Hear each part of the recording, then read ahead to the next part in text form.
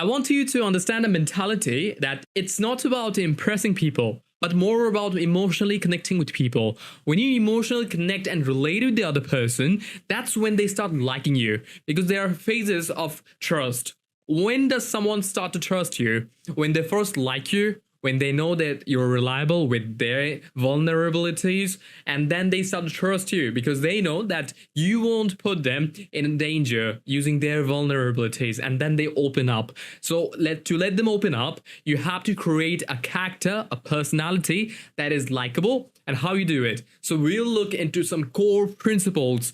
These are just not mere communication techniques like do that and that. These are not hacks. These are principles that will help you enrich your life. I'm gonna repeat that again. This will help you enrich your life. You'll become a completely different person when you absorb those principles in yourself. So let's look at the first one.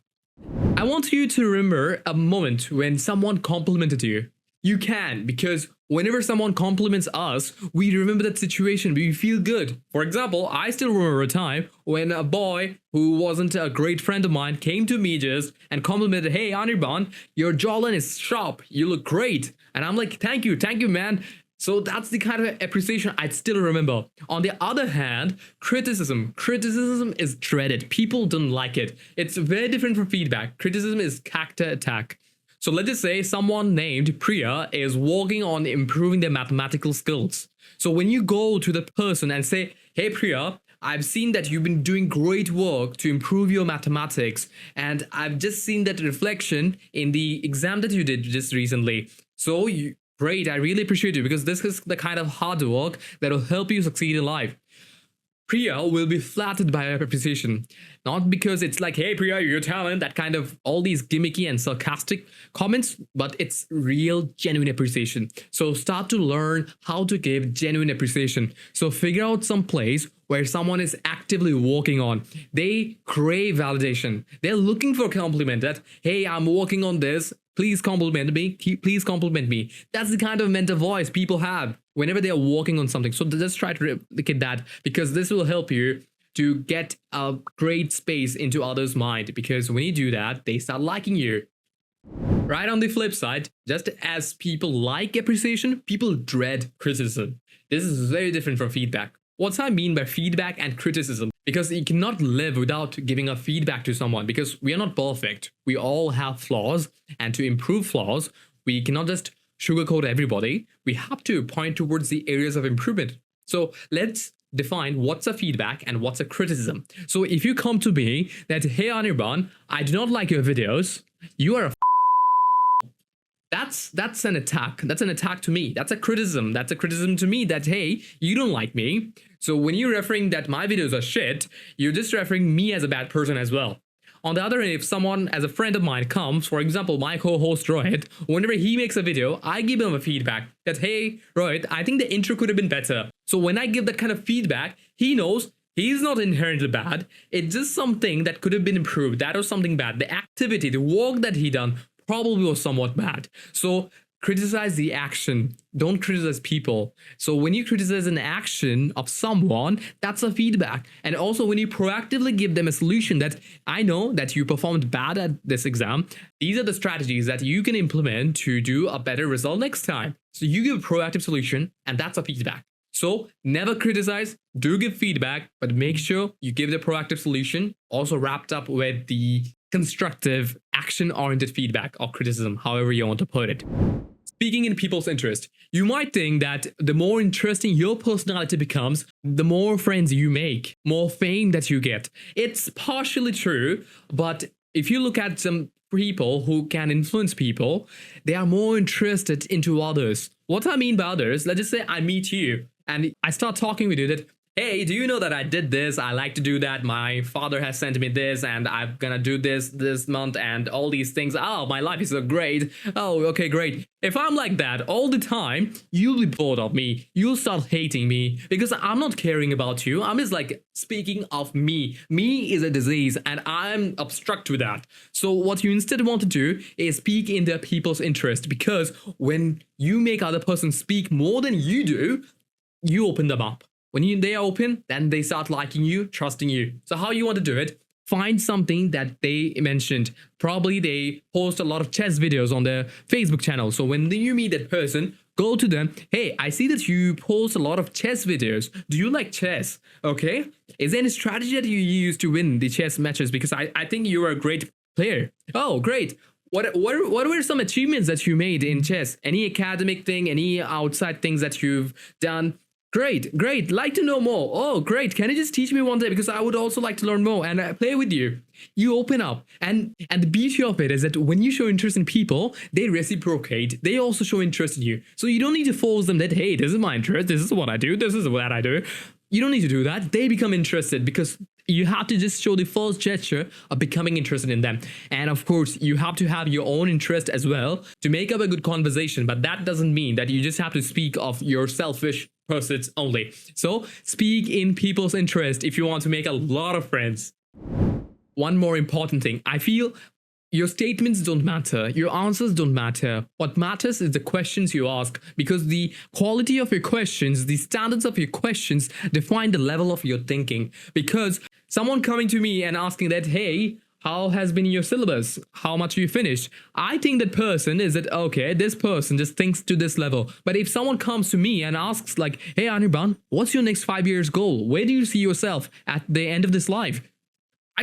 I immediately connect with the person and he's like, oh, this person probably someone who thinks a lot of philosophy. I connect to a great level. So that's exactly the kind of questions that you have to ask. Of course, that doesn't mean that you just have to ask always all those philosophical questions, but your quality questions define the kind of thinking you have. So try to ask questions that are genuinely meaningful. Ask questions that force the other person to pause for 2 seconds and think. If you can't do that, that means you are asking shallow questions. And shallow questions are the disruptor of good relationships, good friendships, and everything that you can think in any human form of relationship. Now we've discussed a lot of principle-centric work. Let's look at some techniques that you can follow to quickly establish relationship and connection with people. So let's just say you met a girl who is sad about something. Let's just say she failed in an exam and she's feeling bad. And if you go to her and it's like, hey, how is it going, Rina? How is it going? She won't feel good about it because she's sad and you're reflecting an energy that is not matched with her. So what you instead want to do, hey, Rina, I see you're sad. Like, what's going? You see, you have to match the kind of emotions and tone she is in. On the contrary, if you are sad, if you failed and she passed, and if you go to her, oh, Rina, you passed. Oh, okay. You see, you always have to match the tone of others. You have to always match the energy of others. You can bring them in. For example, if someone is sad, you can make them happy and bring the tone and enjoyment level to the kind of energetic vibe you want to bring. But do not start with that. If they're sad, start kind of like empathetic tone. If they're happy, start with the cheerful tone. So try to match the energy level and also speaking rhythm of others. Also try to mirror people's body language. If they are not too open, they are not using a lot of gestures, don't use them. They will freak out internally. But if they are using a lot of gestures and if you're like this, then they would feel, okay, this person is not interested to have a conversation with me. So mimic exactly the kind of energy they have, the tone, and the body language as well. As we discussed in the energy level part, you also have to show empathy to the people who are desiring it. If someone is sad and you go to them and say, oh, you're feeling sad? Why are you feeling sad? You shouldn't be feeling sad. Don't judge. Don't share a judgment. Empathize. What does empathy mean? That, hey, I understand that failing an exam is actually a very bad experience. I can understand what you're going through. It's really sad. It sucks, actually. You validate their feelings rather than judging it. Don't try to be the macho guy and like, hey, don't worry, you'll excel in the next one. Just don't try to do it right there. That has its position right in just some time, but just don't do it immediately. Don't give a proactive solution right immediately before understanding the person. So validate their feelings by empathizing with them. And if you can, do storytelling. I've covered this in the earlier video as well. Storytelling is one of the most powerful things that you can do. So share a similar experience. If you also failed an exam, share their experience with them that I also had this similar experience with my class A time and I actually navigated this with this way. You share their experience basically. So that helps you connect with the person that, oh wow, this person also had gone through the same experience than what I'm going through. So he looks like a genuine friend that I can make. So that's kind of the relationship that you can bring to people by sharing similar experiences. And last but not least, ask how you can help. This is not to do in the first place, but at last, like, hey, you failed, but I know this sucks, but how can I actually help you? Is there any way I can help you to understand how you can do better next time I passed? Do you want to know how I did it? So any improvements that you want to explore? This is how you can build a relationship. This is how you can build connection. This is how you can build relatability with people. On the note of sharing similar experience, let's also cover how to tell mini stories. Whenever you're sharing stories, don't go like into the details of like, okay, I woke up in the morning and I took water and I wore my shoes. You don't know whether the story is going, like it's boring. But let me tell you the same story now in a different way. I woke up in the morning, it was 4 a.m, cold, breezy, somewhat fog, and I felt a bit lethargic on my body, but I felt inspired because my goal was simple, to win this marathon, and I had to go to running. So I picked my shoes, took my gears, took my gel, took my drinks, and I went for it, boom, 1 hour, I straight run, and that's it. Now that story has a meaning. There was a purpose. Like, okay, this man had a goal to go for a running, and then the story made a sense. So add emotions. I added that goal just to add emotion. What's emotion? Inspiration, hard work for marathon. That's kind of the emotion that you want to inject in every story. And try to keep it brief. Don't include any detail that just box people in. Don't include dates and all these things that doesn't add emotions to the story. And connect to them.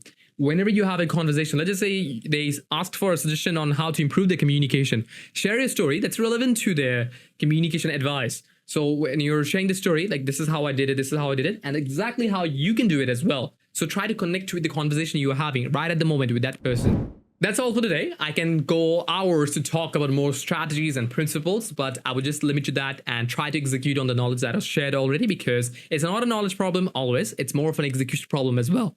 And if you do want to go deeper, I suggest these 3 books that have helped me genuinely to improve my communication to a great level. If you read them, you'll have an advantage over others who haven't. So Dale Carnegie's book, you have Leila Anders and Chris Voss, Negotiation, Hacks, Principles.